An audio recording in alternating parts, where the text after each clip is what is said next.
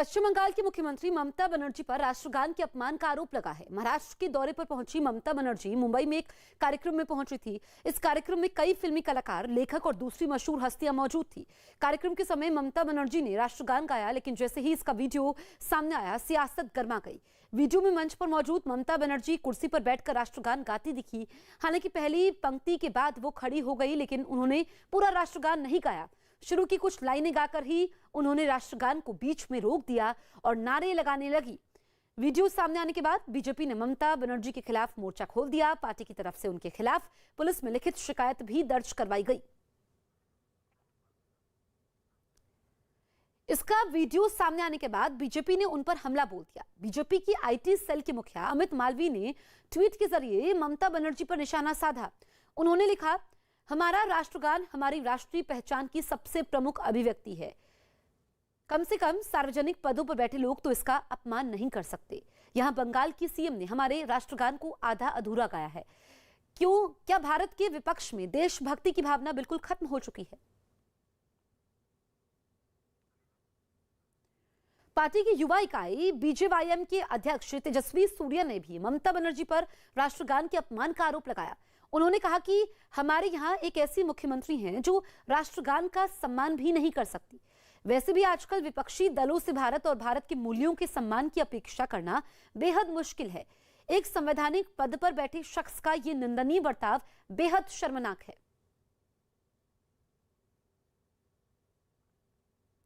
दिल्ली के मुख्यमंत्री अरविंद केजरीवाल ने चौपाल के मंच पर पंजाब चुनाव पर भी बयान दिया। उन्होंने कहा, पंजाब का सीएम पंजाब से ही होगा। साथ ही उन्होंने पंजाब को अच्छा, ईमानदार और देशभक्त चेहरा देने का भरोसा दिया। पंजाब की आप बात कर रहे हैं तो वहां पे सबसे बड़ा सवाल ये कि आम आदमी पार्टी का चेहरा कौन सा होगा। आप कह रहे हैं व्यक्ति इंपॉर्टेंट नहीं है, लेकिन नवजोत सिंह सिद्धू की आप तारीफ कर देते हैं, वो कभी मना कर देते हैं। फिर वो कुछ ऐसा देख लगता है कि फिर आपकी तरफ आ रहे हैं तो आप उनके खिलाफ बोलना शुरू कर देते हैं। ये क्या गेम क्या चल रहा है? क्वेश्चन क्या है आपका? आपके साथ आ रहे हैं, वो आपके साथ आ रहे हैं? नहीं आ रहे, नहीं आएंगे। अब फाइनल है? फाइनल है। फिर भी अगर सरकार आपकी बनती है तो आप तो नहीं रहेंगे पंजाब में? बिल्कुल नहीं। आप कह रहे हैं असली केजरीवाल नकली केजरीवाल की लड़ाई, लेकिन असली केजरीवाल तो पंजाब जाने वाला नहीं है, तो वहां कौन होगा? वहाँ पे कुछ दिन के अंदर हम घोषणा करेंगे। चुनाव के थोड़ा करीब आने पे सीएम कैंडिडेट की घोषणा करेंगे। भगवंत मान के समर्थक नाराज हो जाते हैं कि आप उनका नाम नहीं लेते हैं। जो भी है अभी नहीं, चुनाव आने के क्लोज आने के बाद करेंगे। होगा पंजाब से ही? होगा पंजाब से। आतंकवादियों ने एक पुलिस वाले को गोली मारकर घायल कर दिया। जम्मू कश्मीर के श्रीनगर के राजौरी में आतंकवादियों ने एक ट्रैफिक पुलिस वाले को गोली मार दी, जिसे गंभीर हालत में अस्पताल में भर्ती करवाया गया। पश्चिम बंगाल की मुख्यमंत्री ममता बनर्जी ने मुंबई में एनसीपी के राष्ट्रीय अध्यक्ष शरद पवार से उनके घर पर मुलाकात की। मुलाकात के बाद ममता बनर्जी ने यूपी के अस्तित्व पर निशाना साधा। क्या यूपी? अभी यूपी नहीं है। यूपी क्या है? यूपी के वाराणसी में स्कूल के वॉशरूम में तीसरी क्लास की लड़की की रेप की घटना से गुस्साए वकीलों ने आरोपी स्वीपर और स्कूल प्रबंधक समेत 2 टीचरों को उनकी पेशी के समय बुरी तरह पीट दिया। कोरोना के नए वेरिएंट ओमिक्रॉन के केस बढ़ते ही जा रहे हैं। अब सऊदी अरब में भी उत्तरी अफ्रीका से लौटे एक शख्स में ओमिक्रॉन वेरिएंट मिलने की पुष्टि हुई है। हरिद्वार देहरादून हाईवे पर अचानक एक विशालकाय अजगर के आ जाने से अफरा तफरी मच गई। अजगर के सड़क पर रेंगते रहने से सड़क पर काफी देर तक जैम लगा रहा। बाद में अजगर खुद ही जंगल की ओर चला गया। यूपी के बुलंदशहर शिकारपुर तहसील में अचानक आवारा गाय और सांडों की झुंड घुस आए और तहसील परिसर में जमकर उत्पात मचाया, जिससे वहां अफरा तफरी का माहौल बन गया। चौपाल के मंच पर दिल्ली के मुख्यमंत्री अरविंद केजरीवाल ने दावा किया कि अब तक वो 36,000 लोगों को तीर्थ यात्रा करवाई है। हनुमान चालीसा की बात की, न सिर्फ हनुमान चालीसा, फिर गणेश चतुर्थी पे, फिर दिवाली पे लक्ष्मी पूजा पिछली बार, इस बार राम मंदिर का ढांचा। तो लोग कह रहे हैं फिर आप भी तो धर्म के नाम पर ही कर रहे हैं ना। अब जब चुनाव आते हैं आप धर्म के नाम पर ही लोगों के पास जा रहे हैं। हम तो 5 साल करते हैं, चुनाव के पहले नहीं करते। आप चुनावी हिंदू नहीं है ना? हम 5 साल 5 साल करते हैं। और एक बड़ी अच्छी हमारी अभी योजना है, आई है, अभी नहीं 3-4 साल से चल रही है, कोविड में थोड़ा रुक गया था, मुख्यमंत्री तीर्थ यात्रा योजना। उसमें हम लोगों को, बुजुर्गों को, दिल्ली के बुजुर्गों को तीर्थ यात्रा कराने ले जाते हैं। द्वारका जी, रामेश्वरम, शिरडी, पुरी, हरिद्वार, ऋषिकेश, मथुरा, वृंदावन, अजमेर शरीफ, इन सब जगहों पे ले जाते हैं तीर्थ यात्रा कराने के लिए। अलीगढ़ मुस्लिम यूनिवर्सिटी के छात्र ने अपनी डिग्री दिलवाने के लिए पीएम नरेंद्र मोदी से गुहार लगाई है। छात्र दानिश रहीम का आरोप है कि पीएम मोदी की मीडिया में तारीफ करने की वजह से यूनिवर्सिटी प्रशासन ने उसको डिग्री लौटाने का नोटिस भेज दिया। छात्र के मुताबिक उसने एएमयू के भाषा विज्ञान विभाग में पीएचडी की थी, जिसके लिए उसे 9 मार्च को पीएचडी की डिग्री भी दी गई। लेकिन कुछ वक्त बाद यूनिवर्सिटी ने गलती का हवाला देते हुए डिग्री लौटाने का फरमान सुना दिया। छात्र दानिश रहीम ने अब यूनिवर्सिटी प्रशासन के खिलाफ हाईकोर्ट में अपील की है। यही नहीं, उसने पीएम नरेंद्र मोदी को चिट्ठी लिखकर इंसाफ की गुहार लगाई है।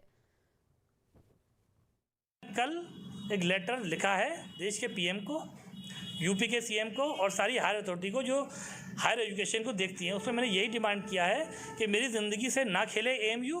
मैंने जो पत्र लिखा उस पर कार्रवाई हो और मेरी जो डिग्री मुझे ईमानदारी की मिल चुकी है वही रहे, कोई ऐसी डिग्री ना मिले जो वैलिड ना हो। हालांकि एएमयू की तरफ से इन आरोपों को सिरे से खारिज कर दिया गया। यूनिवर्सिटी प्रशासन ने कहा कि छात्र को गलती से दूसरी डिग्री दे दी गई थी, जिसे लौटाने को कहा गया है। उसमें बजाय इसके लैम की जगह भाषा विज्ञान लिख दिया गया, तो अब उसमें उसको यूनिवर्सिटी ने करेक्ट कर दिया। उसके करेक्ट करने की कोशिश करके इसको मार्कशीट दे दी जाएगी। इसका राजनीति से या किसी से कोई मतलब नहीं है। इस मामले में सियासत भी गर्मा गई। अलीगढ़ से बीजेपी सांसद सतीश गौतम ने एएमयू के वाइस चांसलर से मामले में कार्रवाई की मांग की। प्रधानमंत्री जी को खुद सम्मान किया है एएमयू के छात्रों ने। कोई होगा टीचर किसी मानसिकता का तो उस प्रोफेसर का होगा, उसे देखा जाएगा, उसके खिलाफ कार्रवाई की। न्यूज 18 इंडिया चौपाल के मंच पर केंद्रीय सड़क एवं परिवहन मंत्री नितिन गडकरी ने इस बात का दावा किया कि दिसंबर के अंत तक ग्रीन हाइड्रोजन भारत में आ जाएगा और इससे 1 किलो हाइड्रोजन से 180 किलोमीटर तक का सफर तय हो सकेगा। हम तो सुन रहे थे कुछ दिन बाद आप वो पानी वाली गाड़ी से आते, हाइड्रोजन वाली, कि जो पानी से हाइड्रोजन अलग करेगी और ऑक्सीजन अलग करेगी और उस पर चलेगी। जल्दी आने वाली है? नहीं, गाड़ी आने के लिए टाइम लगेगा, पर पानी से ऑक्सीजन और हाइड्रोजन अलग होकर ये गाड़ी चल सकती है, इस पर आज लोगों का विश्वास नहीं है। तो मैंने एक कंपनी को रिक्वेस्ट की और उनकी हाइड्रोजन पर, ग्रीन हाइड्रोजन पर चलने वाली गाड़ी दिल्ली में आई है। और ग्रीन हाइड्रोजन जो है वो इंडियन ऑयल का फरीदाबाद का जो सेंटर है वहाँ तैयार होता है। वो दिसंबर एंड तक वो अवेलेबल करके देंगे। 1 किलो में 180 किलोमीटर चलती है और एक पायलट प्रोजेक्ट करके मैं उसको उपयोग में लाकर आप जैसे लोगों को ये विश्वास दिलाना चाहता हूँ कि 1 किलो में वो 180 किलोमीटर चलेगी और उसमें कोई पोल्यूशन नहीं होगा, कोई स्पीड अच्छी होगी, पेट्रोल डीजल की तुलना में काफ़ी अच्छी होगी। ये स्वदेशी ईंधन होगा। मैक्सिको के तुला में हथियारबंद बदमाशों ने जेल पर हमला कर अपने साथियों को छुड़वा लिया। बताया गया कि इस घटना के पीछे वहां के ताकतवर ड्रग्स माफिया का हाथ हो सकता है, जिन्होंने अचानक जेल में हमला किया और अपने 9 साथियों को लेकर भाग निकले। अधिकारियों के मुताबिक हमलावर कई गाड़ियों में सवार होकर आए थे। बताया गया कि उन्होंने कारों का हथियार के तौर पर इस्तेमाल किया और उनमें आग लगाई। तब तक जेल के सुरक्षाकर्मी कुछ समझ पाते सभी वहां से फरार हो गए। वहां पुलिस को 2 जली हुई कारें मिली, जिसके बाद इन्हें कार बम के तौर पर इस्तेमाल किए जाने की आशंका जताई गई। हालांकि मामला सामने आने के बाद पुलिस अब हमलावरों की तलाश में जुट गई है। जल्द ही फरार आतंकवादियों को पकड़ने का दावा किया। चौपाल के मंच पर पर्यावरण मंत्री भूपेंद्र यादव ने संसद में हुए हंगामे पर विपक्ष पर जोरदार हमला बोला। उन्होंने आरोप लगाया कि विपक्ष ने संसद की मर्यादा को तार-तार किया। ऑपोजिशन कह रहा है कि आपने लोकतंत्र को शर्मसार कर दिया। देखिए, पहली बात तो संसद डायरी में पिछले 5 साल से लिख रहा हूँ। जब भी संसद का सत्र शुरू होता है विभिन्न विषयों पे मैं अपने विचारों को लिखता हूँ। मुझे एक बात बताइए, कोई भी दुनिया का समझदार आदमी, यहाँ पर सब लोग बैठे हुए चेयर के ऊपर बैठे हुए हैं, यही लोग अगर टेबल के ऊपर खड़े हो जाए तो इनको सभ्य कहा जाएगा क्या? और जब एक चीज को वापस सरकार कर रही है तो अब कह रहे ना इसके ऊपर भी हम सदन को नहीं चलने देंगे, लाएंगे तो भी नहीं चलने देंगे, ना लाएंगे तो भी नहीं चलने देंगे। और सदन में पुस्तकें, किताब हम तो कानून बनाने वाले हैं, पढ़ने के लिए होती है, फेंकने के लिए होती है। WHO ने माना है कि कोरोना का ओमिक्रॉन वेरिएंट दुनिया के 24 देशों में फैल चुका है। कल देर रात अमेरिका में भी इसके एक केस की पुष्टि हुई है। अब तक कुल 30 से ज्यादा देशों ने इस वेरिएंट को रोकने के लिए ट्रैवल बैन समेत अपने बॉर्डर तक सील कर दिए हैं। वहीं WHO का कहना है कि वो इस नए वेरिएंट को काफी गंभीरता से ले रहे हैं और दुनिया के सभी देशों को भी इस नए वेरिएंट को बेहद गंभीरता से लेना होगा। WHO ने कहा कि ओमिक्रॉन के बारे में ज्यादा से ज्यादा जानकारी हासिल की जा रही है, लेकिन ट्रांसमिशन पर इसके असर, इसकी गंभीरता और वैक्सीन के इस पर असर के बारे में पता लगाना अभी बाकी है।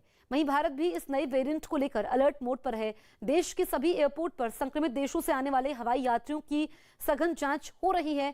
भारत सरकार ने कहा कि कल शाम 4 बजे तक संक्रमित देशों से 11 जहाजों में 3476 यात्री देश के अलग अलग एयरपोर्ट पर पहुंचे, जिनका RT-PCR टेस्ट किया गया, जिसमें 6 यात्री पॉजिटिव निकले। न्यूज 18 इंडिया के चौपाल में सीएम केजरीवाल ने भरोसा दिया कि पंजाब में आम आदमी पार्टी की सरकार बनने पर दिल्ली वालों को साफ हवा मिलेगी। आपकी सरकार अगर आएगी पंजाब में तो दिल्ली वालों को साफ हवा मिलेगी? बिल्कुल मिलेगी। मैं समझता हूं कि इसके ऊपर अब मजाक की बात अलग है, लेकिन इस पर राजनीति नहीं होनी चाहिए। अब समाधान है, सारी सरकारों को मिल के काम करना चाहिए। मैं आपको एक पराली से कोयला बनता है, पता है आपको? पराली से CNG बनती है, करनाल में एक प्लांट है। आज जिसको हम समस्या मान रहे हैं, अगर ये सरकारें ठीक से काम करें तो इसी पराली से गैस बना सकते हैं, कोयला बना सकते हैं, CNG बना सकते हैं, बिजली बना सकते हैं। देश का फायदा होगा और पता नहीं कितने लाख बच्चों को नौकरी मिलेगी। लेकिन ये करना ही नहीं चाहते, केवल और केवल गाली गलौज, राजनीति। 15 दिसंबर से जो विदेशी उड़ानें शुरू होने वाली थी, फिलहाल उन पर रोक जारी रहेगी। कोरोना के नए वेरिएंट ओमिक्रॉन के खतरे को देखते हुए सरकार ने यह फैसला लिया है। सरकार की तरफ से विदेशी उड़ानों पर जो नए दिशा निर्देश जारी हुए हैं, उनमें नई तारीख की जानकारी नहीं दी गई है। मतलब विदेशी उड़ानों को शुरू करने का फैसला अब बाद में लिया जाएगा। चौपाल के मंच पर सड़क परिवहन और हाईवे मंत्री नितिन गडकरी ने यह दावा किया कि आने वाले वक्त में पराली से बायो CNG बनेगी, जिससे किसानों को फायदा होगा। और मुझे लगता है कि ये जो अभी 8 लाख करोड़ का इंपोर्ट है, 5 साल में ये 25 लाख करोड़ की होने की संभावना है। पेट्रोल डीजल का? हाँ, ये पेट्रोलियम गैस और इसका। और ये अगर हमने 7-8-10 करोड़ भी बचाया तो ये पैसा जाएगा किसानों के घर में। जो राइस से इथेनॉल बन रहा है, कॉर्न से इथेनॉल बन रहा है, बायोमास से इथेनॉल बन रहा है, शुगर के जूस से इथेनॉल बन रहा है, मोलाइसिस से इथेनॉल बन रहा है, BAV मोलाइसिस से इथेनॉल बन रहा है। ममता बनर्जी के इशारों में राहुल गांधी और यूपीए को लेकर सवाल खड़ा करने पर कांग्रेस ने पलटवार किया है। कांग्रेस नेता अधीर रंजन चौधरी ने ममता पर हमला करते हुए कहा कि बंगाल मतलब पूरा हिंदुस्तान नहीं है, ना ही पूरा हिंदुस्तान मतलब ममता बनर्जी है। अधीर रंजन के मुताबिक ममता बीजेपी को खुश करने के लिए इस तरह के बयान दे रही है। वहीं बीजेपी सांसद राजेंद्र अग्रवाल ने कहा कि ममता ने सही सवाल उठाया है, क्योंकि राहुल की अगुवाई यूपीए के लिए बोझ बन गई है। दरअसल महाराष्ट्र दौरे पर गई ममता बनर्जी ने कल शरद पवार से मुलाकात की थी और इस बीच ममता ने कांग्रेस पर निशाना साधते हुए पूछा था कि अब यूपीए कहां है। वहीं राहुल के बार बार विदेश जाने पर भी ममता ने तंज कसा था। यूपीए क्या है ये ममता बनर्जी को पता नहीं है क्या? पता नहीं। मुझे लगता है कि थोड़ा ज़्यादा पागलपन शुरू कर दिए हैं। उनको लगा कि सारे हिंदुस्तान ममता बनता करना शुरू कर दिए हैं, लेकिन हिंदुस्तान के मतलब बंगाल नहीं है, बंगाल के मतलब हिंदुस्तान नहीं। आज ममता बनर्जी जो कह रही है, इसके साथ बीजेपी को कहने में बड़ा तालमेल रखते हैं। तो इसलिए मैं पहले ये कहना चाहता हूँ कि मिले सूर मेरा तुम्हारा तो सूर बने हमारा। यही आज ममता बनर्जी की रवैया है बीजेपी की खुशी करने के लिए। राहुल गांधी जी का नेतृत्व वास्तव में यूपी के लिए एक प्रकार की लायबिलिटी बन गया है। ये बात उनको समझ में नहीं आ रही है। और जो राहुल जी का और इसी कारण से यूपीए का कोई देखा जाए तो वजूद नहीं बचा। तो ममता बनर्जी ने ठीक ही कहा है। वो धीरे धीरे यूपीए बिखर भी रहा है, विखंडित हो रहा है। नेतृत्व का उसके अंदर एक संकट है और ममता बनर्जी जगह भरना चाहती है, इसलिए भी उन्होंने इस बात को कहा। और अब आपको सुनाते हैं कि ममता ने राहुल को लेकर क्या कहा है।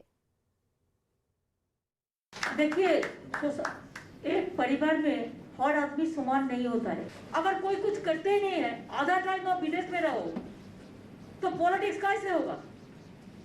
पॉलिटिक्स में आपको कंटिन्यूअस एंडेवर देना चाहिए, और इसमें हम फेडरल स्ट्रक्चर का पक्ष में है।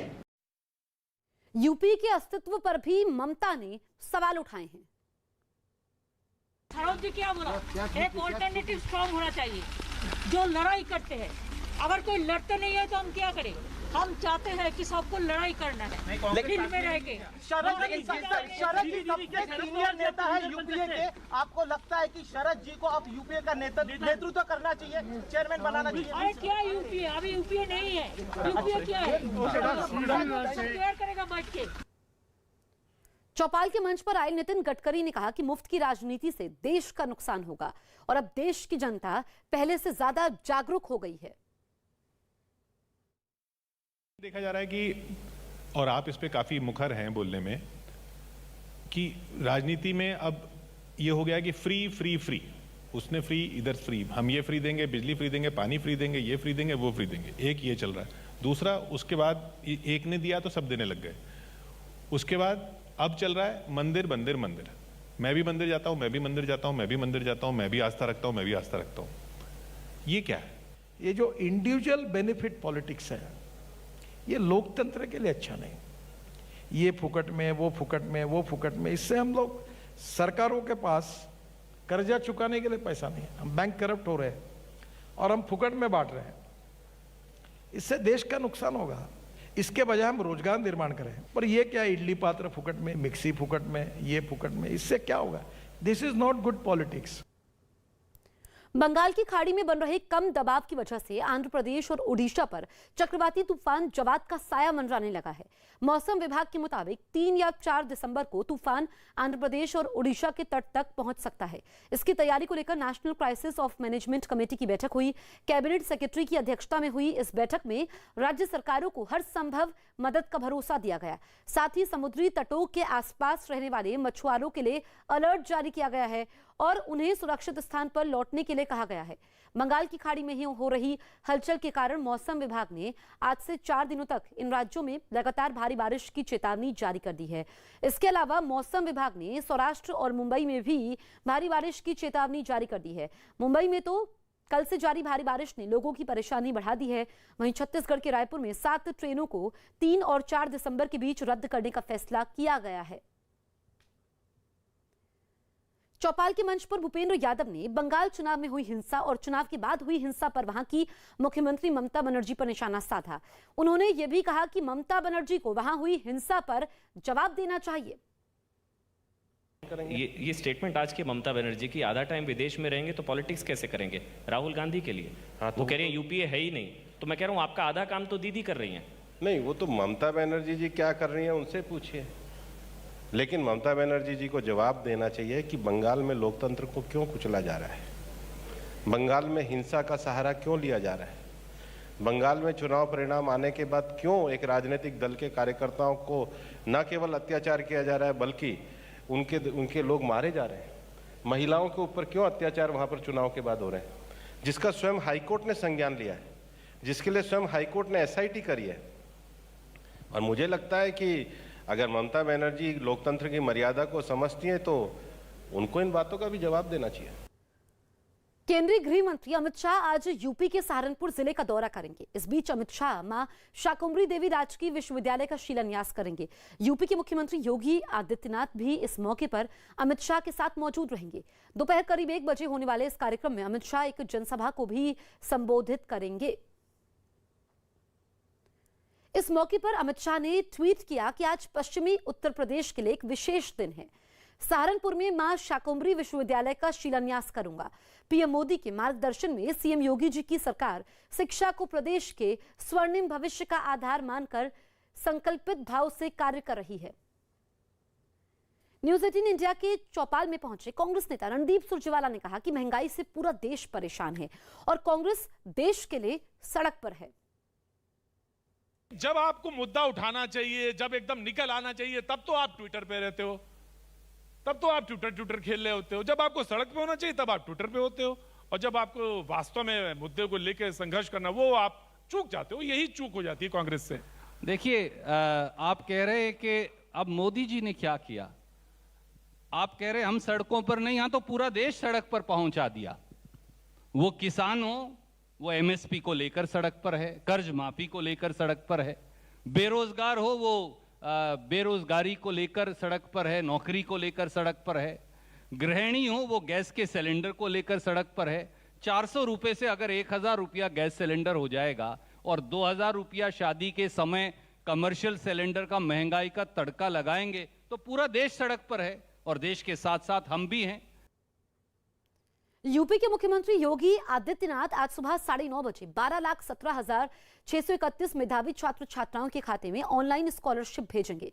सीएम योगी इस बीच 458 करोड़ 66 लाख रुपए की धनराशि छात्रों के खाते में ट्रांसफर करेंगे। इसके साथ ही पहले चरण की छात्रवृत्ति वितरण का काम पूरा हो जाएगा। इसके बाद सीएम योगी छात्र छात्राओं से संवाद करेंगे। दूसरे चरण में बचे हुए छात्र छात्राओं को दिसंबर अंत में छात्रवृत्ति दी जाएगी। चौपाल के मंच पर दिल्ली के मुख्यमंत्री अरविंद केजरीवाल ने यह ऐलान किया कि वो दिल्ली में भी महिलाओं को 1000 रुपए की आर्थिक मदद करेंगे। आप ये जो फ्री की बात कर रहे हैं, इस पे कई बार इल्जाम लगता है, जैसे अब यहाँ पे आपने पंजाब में कहा कि 1000 रुपए हम महिलाओं को दे देंगे। देने चाहिए ना।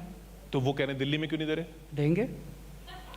दिल्ली में जहां सरकार है वहां पहले दीजिए ना। क्यों पहले क्यों? कुछ काम पंजाब में भी पहले होने चाहिए। ऐसा क्या है? दिल्ली में भी देंगे, तैयारी कर रखी है।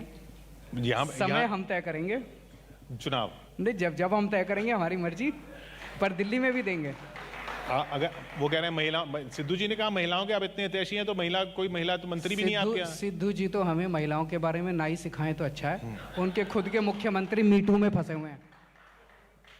नहीं, जो पंजाब में महिलाओं को आप वो कह रहे हैं कि आप लॉलीपॉप दे रहे हैं, तो दिल्ली में क्यों नहीं दे रहे? तो दिल्ली में कह तो रहा हूं कि देंगे हम, दिल्ली में देंगे हम। सीरम इंस्टीट्यूट ने कोविशील्ड की बूस्टर डोज बनाने की डीसीजीआई से इजाजत मांगी है। कोरोना के नए वेरिएंट ओमिक्रॉन से निपटने के लिए सीरम इंस्टीट्यूट ने तैयारी शुरू कर दी है। सीरम इंस्टीट्यूट ने कोविशील्ड की बूस्टर डोज बनाने और कोरोना के नए वेरिएंट से आपात स्थिति में निपटने के लिए drugs controller general of India से मंजूरी मांगी है। दुनिया भर के अलग अलग देशों में कोरोना वायरस के ओमिक्रॉन वेरिएंट का प्रकोप बढ़ता ही जा रहा है। WHO के मुताबिक अब तक 23 देशों में ओमिक्रॉन वेरिएंट के केस सामने आ चुके हैं। साथ ही WHO ने ओमिक्रॉन वेरिएंट के कई और देशों में पैर पसारने की आशंका जताई।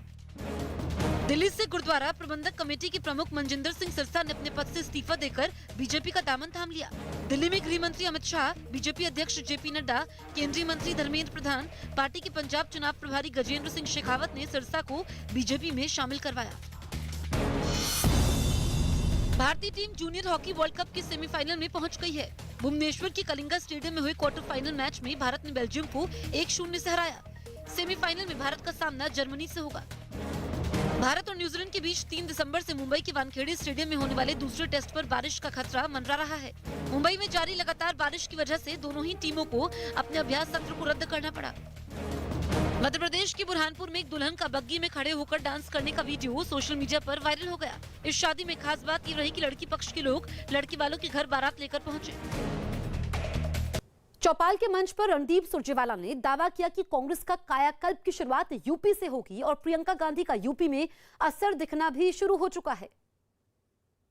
क्या कांग्रेस समझौता करेगी? या मेरा मतलब है कि आपस में समाजवादी पार्टी से कुछ बातचीत होगा, और नहीं हो पा रही है तो क्यों नहीं हो पा रही है? बड़े भाई छोटे भाई, क्या चक्कर है? एक बात के लिए तो आपको धन्यवाद। आपने मान लिया कि कांग्रेस उत्तर प्रदेश में एक महत्वपूर्ण फैक्टर है। मैं ये भी मानता हूं कि प्रियंका जी ने अच्छा किया, मैं मानता हूं, माने ना माने, मैं मानता हूं। आवाज तो रेज कर दी है, कैपिटलाइज कर पाएंगे इसमें संदेह है। एक सत्य ये भी है, मुझे नहीं पता उत्तर प्रदेश की जनता क्या फैसला करेगी, पर पिछले 5 वर्षों में विपक्ष की भूमिका में अगर किसी ने लड़ाई लड़ी तो वो प्रियंका गांधी जी और कांग्रेस पार्टी ने लड़ी। वो हाथरस हो, वो किसानों की हत्या हो, वो हमारे दलित बेटियों पर अत्याचार हो। यूपी में चुनाव जैसे जैसे करीब आ रहे हैं, सियासी आरोप प्रत्यारोप भी बढ़ने लगे हैं। हर पार्टी कोई कोर कसर नहीं छोड़ना चाहती है और इसी कड़ी में यूपी के पूर्व मुख्यमंत्री और समाजवादी पार्टी के अध्यक्ष अखिलेश यादव ने न्यूज 18 इंडिया से खास बातचीत की और बीजेपी पर जमकर हमला बोला। समाजवादी विजय रथ यात्रा के तहत 5वां चरण आज चल रहा है। बादा से महोबा जा रहे हैं समाजवादी पार्टी के राष्ट्रीय अध्यक्ष। और सर, मुझे याद है कि पहले चरण में भी बुंदेलखंड शामिल था और इस 5वें चरण में भी। क्या बुंदेलखंड विशेष कोई मकसद? बुंदेलखंड की जनता इस बार बदलाव चाहती है। भारतीय जनता पार्टी ने वादों के जुमले दिए, यहाँ पर बुंदेलखंड की जनता से झूठ बोला और आते आते डबल इंजन की सरकार बुंदेलखंड में फेल हो गई है। बुंदेलखंड की जनता एक बार इन्हें समर्थन दिया, इस बार इनके हाथ खाली जाएंगे।